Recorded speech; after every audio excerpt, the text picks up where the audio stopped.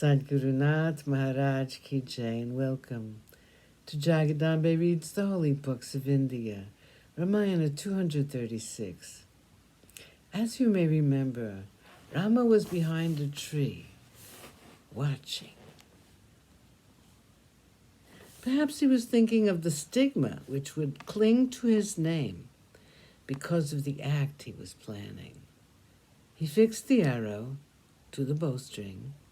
He pulled the string and dispatched the arrow toward Vali. The noise made by the bowstring was frightening. Even as it was vibrating, the arrow, glowing like a streak of lightning, sudden like a thunderbolt, entered the chest of Vali and stayed there. Vali fell to the ground, hurt by Rama's arrow.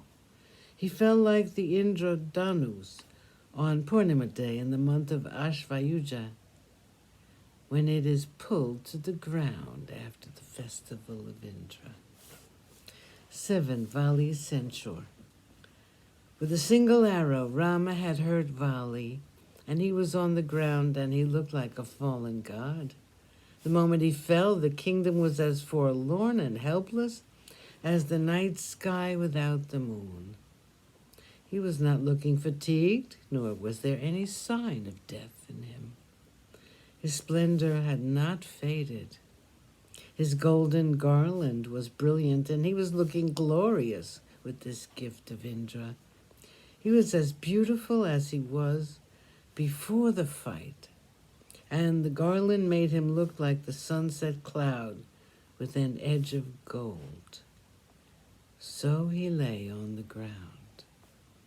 Rama, accompanied by Lakshman, came out of the screen of trees and walked towards Vali, who was like a flame without smoke, like King Yayati, who fell to the earth when his punya was all exhausted, like the sun which had fallen on the ground at the end of the yuga. Vali was lying on the ground. Vali, who was the son of Indra, was as proud as Indra and as powerful.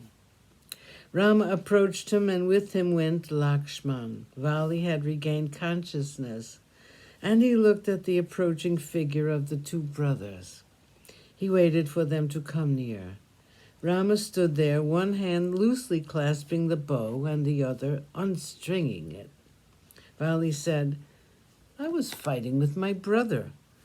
When I was absorbed in the fight, I was hit in the chest by an arrow coming from out of nowhere.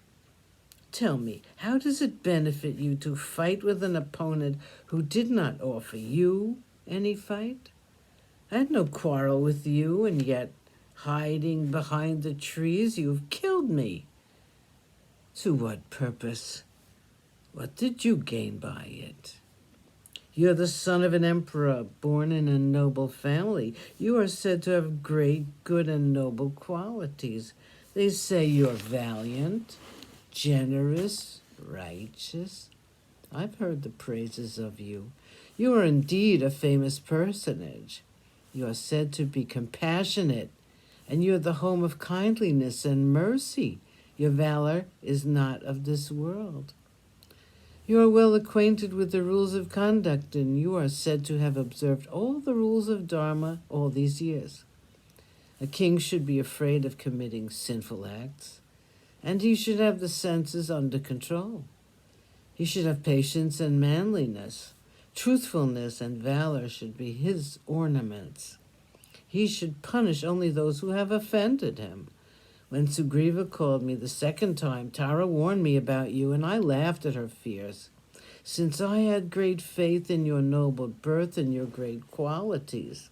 I was fighting with someone else, and I had not encountered you. I told her that you would never agree to fight with me thus. My belief is all wrong. I see now you are an Adharmi. You're like a well covered with grass, and therefore is more treacherous than an open well." Sadhguru Nath Maharaj Ki Jai. Thank you for coming. I hope you come again.